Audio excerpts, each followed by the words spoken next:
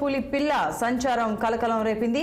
కైసర్నగర్ double bedroom సమీపంలో చిరుత పిల్ల తిరుగుతున్నట్టు స్థానికులు గుర్తించారు. చిరుత పిల్లని చాకచక్యంగా బంధించి ఫారెస్ట్ అధికారులకు అప్పగించారు. స్థానికులు ఇక చిరుత సంచారం నుంచి తమకు రక్షణ కల్పించేలా చర్యలు తీసుకోవాలని అధికారులను కోరారు.